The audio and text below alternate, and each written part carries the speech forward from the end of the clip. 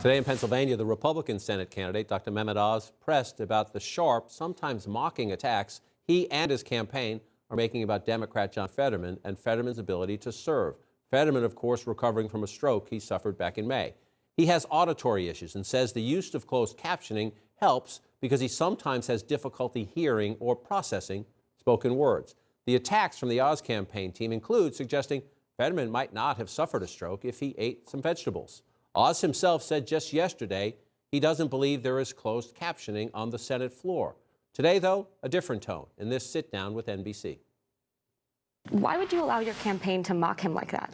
I have tremendous compassion for what John Fetterman's going through. I mean, not only do I, as a doctor, appreciate the challenges, but I know his specific ailment because it's a specialty area of mine. Oh, I accept the responsibility, and I deal with issues as they come up. But he has his own set of issues, and we should have had a debate already. But would you ever talk to your patients like this?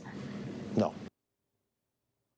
Interesting in the sense I wouldn't talk to my patients like that. Also interesting in that candidates do some things in their ads, some things in their rallies before their supporters, but you put them in an interview and they tend to want to be a little softer. Yeah, and they let their campaign operatives go sometimes further than what he did. But the campaign has made John Fetterman's health an issue. They have gone after his ability to, respond and come out on the campaign trail and be able to govern. In fairness, his health voters should consider whether or not that John Fetterman is fit to serve. The question is, how does a Republican candidate deal with that? And I can tell you, talking to Democrats up here, they are still hopeful, still confident that Fetterman can pull it out at the end of the day, but they are nervous that some of these health issues could ultimately hurt his ability to win this race. They thought they would be in a much stronger position in the final weeks of the campaign, but this is an incredibly close race. Yeah, and what Fetterman has been trying to do is to say, this is a disability, this is a temporary disability. So when you hear things like the Oz campaign saying, well, they don't have closed caption on the Senate floor, well, they didn't have wheelchair access on the Senate floor either. Right. So let me jump in because you don't say it. It wasn't all that long ago. You had to go long distance to find a ladies' room near the Senate floor. Yeah. Exactly. Not that long ago at all. There's also current senators like Senator Ben Ray Lujan who are survivors of stroke that are currently sitting in the Senate. Right. So it's not, to your point, it's not out of the realm of possibility that there are people who have suffered, strokes and other potential disabilities that then go on to serve their country, whether it's in the Senate or in the House.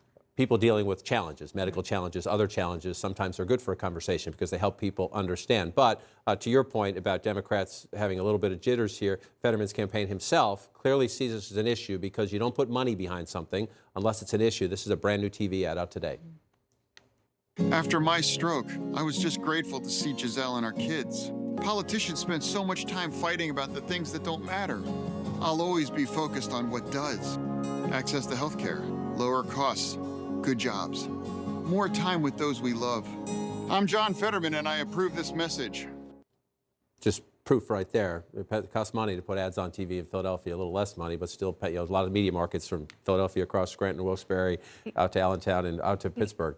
Usually when you have the debate over the debate, it's like what we're seeing in Arizona, one campaign sending a chicken after another candidate, and it just being more about being afraid to confront one another on the issues. In this particular case, it's, I think, probably more of a negative for Fetterman in the eyes of the viewers, the voters rather, because they want to see, whether it's using closed caption or in some other way that makes sense for his current physical state, that he's okay cognitively. And that's the argument that he's making, that his brain is working, it's just the motor skills that he needs to go from his thought process to his mouth, that's where he needs extra help. If they can find a way to do it, presumably it would help assuage the voters' concerns that you're hearing from Democrats here. Yeah.